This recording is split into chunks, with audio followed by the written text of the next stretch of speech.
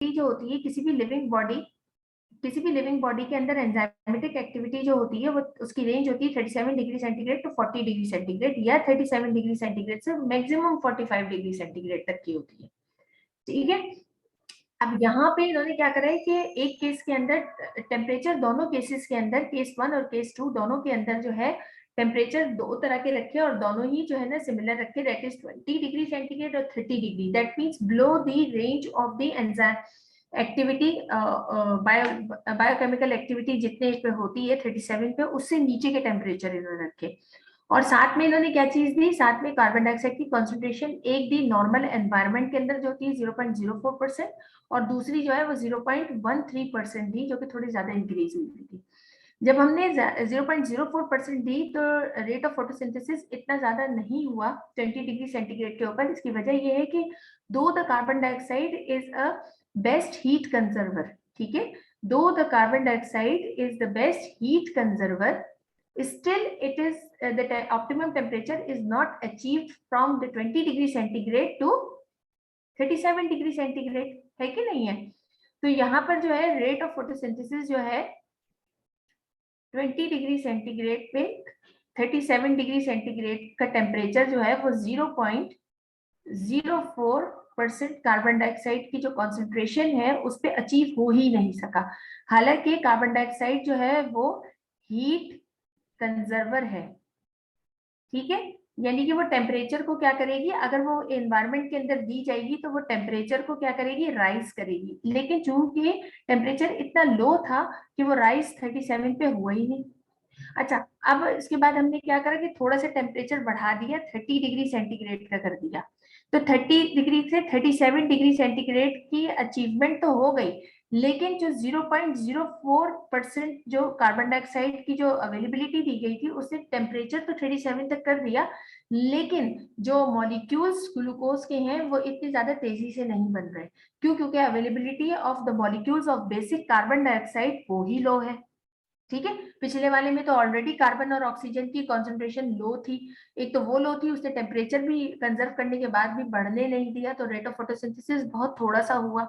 और साथ में जो है कार्बन के जो मॉलिक्यूल्स थे वो भी बहुत ज्यादा कम थे, कार्बन डाइऑक्साइड में कार्बन के जो एटम्स थे वो भी बहुत ज्यादा कम थे, तो ग्लूकोज के मॉलिक्यूल इतने तेजी से बने ही नहीं। 30 डिग्री सेंटीग्रेड पे क्या हुआ कि 37 तक वो पहुंच तो गया, लेकिन कार्बन के जो एटम्स हैं, मॉलिक्यूल कार्बन डाइऑक्साइड में, वो इतने ज्यादा प्रोवाइड ही नहीं किए जा रहे थे कि जल्दी जल्दी जल्दी जल्दी बहुत सारे ग्लूकोज के मॉलिक्यूल बने। तो फोटोसिंथेसिस का ऑटोमेटिकली रेट जो था वो इतना अच्छा नहीं हो सका। ठीक है, अच्छा, अब नेक्स्ट स्टेज के अंदर हमने क्या करा, एक सेकंड बेटा,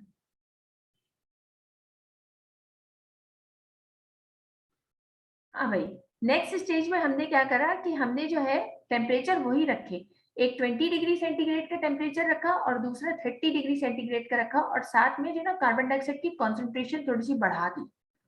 ठीक है, कार्बन डाइऑक्साइड की कॉन्सेंट्रेशन जब थोड़ी सी बढ़ा दी और ज्यादा कर दी, तो अब क्या हुआ कि 20 डिग्री सेंटीग्रेड के ऊपर जो है, एक तो हीट कंजर्वेशन की वजह से 37 डिग्री सेंटीग्रेड का टेम्परेचर जल्दी से अवेल हो गया, साथ में 0.13% जो कार्बन डाइऑक्साइड की कॉन्सेंट्रेशन है उसमें अवेलेबिलिटी ऑफ कार्बन एटम्स जो है वो भी ज्यादा हो गई।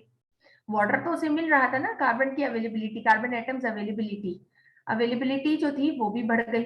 जब वो अवेलेबिलिटी बढ़ गई तो ग्लूकोज के मॉलिक्यूल C6H12O6 जो थे वो ज्यादा बनने लग गए, लेकिन वो भी इतने ज्यादा नहीं बन रहे। क्यों नहीं बन रहे? कि टेम्परेचर 20 है, वो बढ़ते बढ़ते बढ़ते बढ़ते थोड़ा थोड़ा थोड़ा थोड़ा करके 37 पहुंचेगा। अब ये 30 डिग्री पे क्या हुआ, एकदम से शूट अप हुआ। क्यों? क्योंकि जो है ना, एक तो कॉन्सेंट्रेशन कार्बन डाइऑक्साइड की ज्यादा, दूसरे डिस्टेंस कम है अचीविंग का, 30 से 37 पे जाने में जल्दी जल्दी से वो अचीव कर लेगा थोड़ी सी हीट कंजर्वेशन में।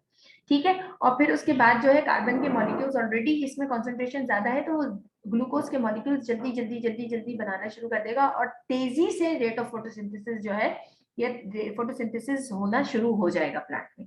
यहाँ तक बात समझ में आई? यहाँ तक बात समझ में आई बेटा? दीजिए।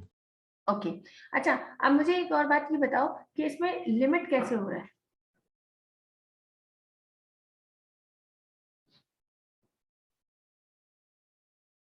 लिमिट कैसे हो रहा है?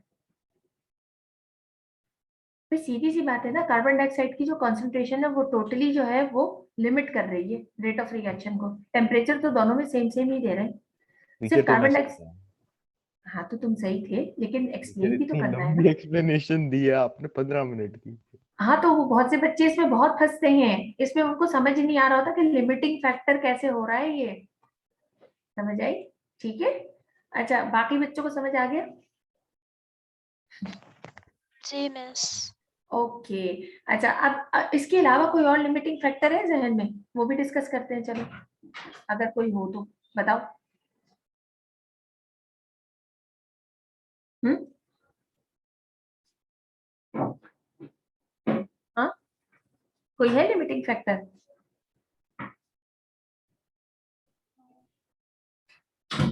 देखो, एक तो कार्बन डाइऑक्साइड कॉन्सेंट्रेशन हो गई, दूसरा टेम्परेचर जो कि लाइट इंटेंसिटी के साथ हो गया। वाटर हो सकता है लिमिटिंग फैक्टर?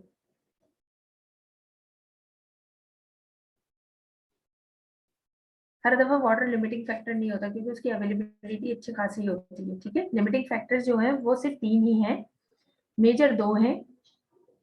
एक है टेम्परेचर। अच्छा, टेम्परेचर जो है वो लाइट इंटेंसिटी के साथ इनकलकेट किया हुआ होता है।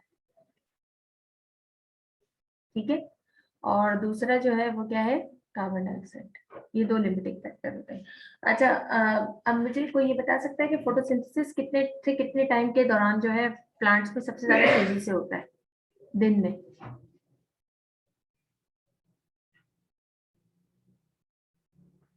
हम्म? सुबह 10 बजे से 2 बजे तक यूजुअली, क्योंकि इस टाइम पे जो है 37 डिग्री सेंटीग्रेड का टेम्परेचर मेंटेन करना प्लांट के लिए पॉसिबल होता है। इसके बाद जो है जैसे जैसे धूप तेज होती चली जाती है तो rate of photosynthesis slow down होता जाता है, बिकॉज एंजाइम डीएक्टिवेट हो जाते हैं। सही है। और फिर शाम 4 बजे से यानी असर के टाइम से जो है दोबारा से फोटोसिंथेसिस स्टार्ट होता है, क्योंकि उसको टेम्परेचर लो होता है। दैट मीन्स कि 37 टू 40 डिग्री सेंटीग्रेड का ऑप्टिमम टेम्परेचर जो होता है वो अवेल हो जाता है, अचीव हो जाता है। क्योंकि अगर एक दफा कार्बन डाइऑक्साइड ने हीट कंजर्व कर ली ना एक एरिया में, तो जब तक हवा नहीं चलेगी या जैसे कहा जाए कोई वेंटिलेशन का प्रोसेस नहीं होगा, उस वक्त तक वो चीज वहां से टेम्परेचर जो है वो लो नहीं होगा, जब तक कि कार्बन डाइऑक्साइड हटेगी नहीं वहां से। ठीक है।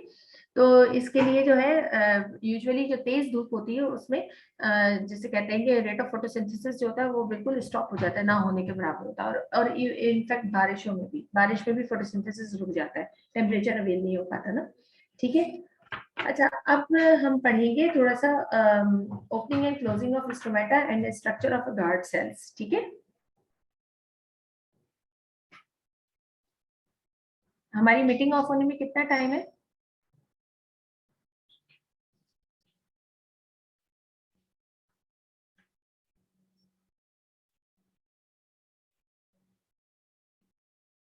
ओपनिंग एंड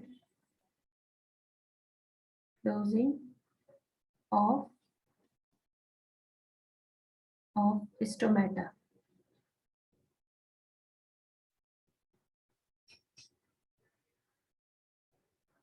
अच्छा भाई, पहले तो हम देख लेते हैं कि स्टोमेटा होते कहाँ पर है। लोअर एपिडर्मिस पे होते हैं स्टोमेटा। लोकेशन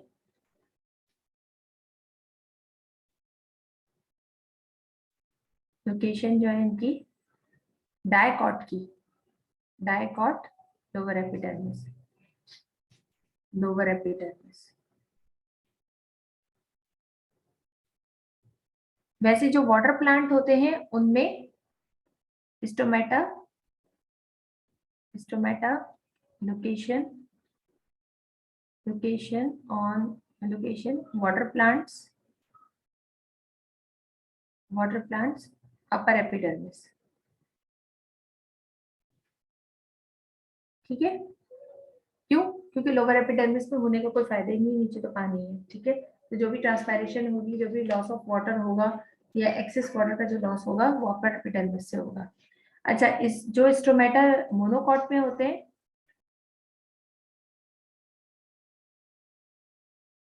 उसकी लोकेशन जो होती है मोनोकॉट की upper and lower equal, upper and lower both.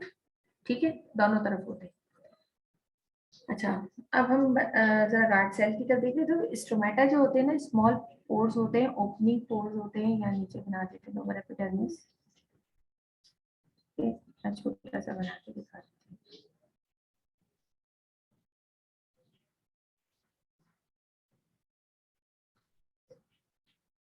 और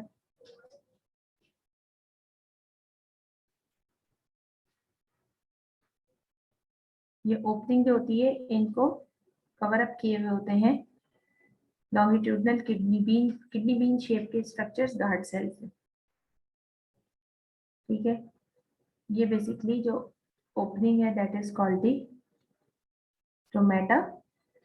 ठीक है, and these bean shaped structure are called the guard cells. These guard cells are responsible for the opening and closing of the stomata. अच्छा, अब मैं guard cell draw करती हूँ। Basically guard cell जब फैलिसिड condition में होते हैं, दैट मीन्स कि वो बंद होते हैं, तो वो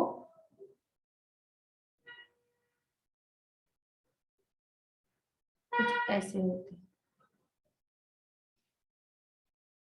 थोड़ा बहुत आप कह सकते हैं कि वो खुले हुए हों, अदरवाइज फैलिसिड कंडीशन में they are more or less like very close to each other. अच्छा, लॉन्गिट्यूडनल होते हैं और इनमें cell wall and cell membrane एक कंप्लीट, जिसे कहते हैं ना कि स्ट्रक्चर होता है प्लांट सेल का। कुछ चीजें इनमें डिफरेंट होती हैं, अदरवाइज ये मतलब मॉडिफिकेशन की वजह से बाकी ये प्लांट सेल सिर्फ तकरीबन प्लांट सेल के जैसे ही होते हैं, कंप्लीट उनके अंदर वही सारे ऑर्गेनेल्स होते हैं। लार्ज सेंट्रल वैक्यूल होती है इनके अंदर। ठीक है, अच्छा, न्यूक्लियस होता है और ये बेसिकली भरे हुए होते हैं क्लोरोप्लास्ट से। ठीक है, इनके अंदर बहुत ज्यादा क्लोरोप्लास्ट के ऑर्गेनेल्स होते हैं। इनके साइटोप्लाज्म 30 सेकंड्स में एंड हो रही है। एंड हो रही है। ओके ठीक है, हम इसको एंड करते हैं अभी से और दोबारा से मैं स्टार्ट करती हूँ।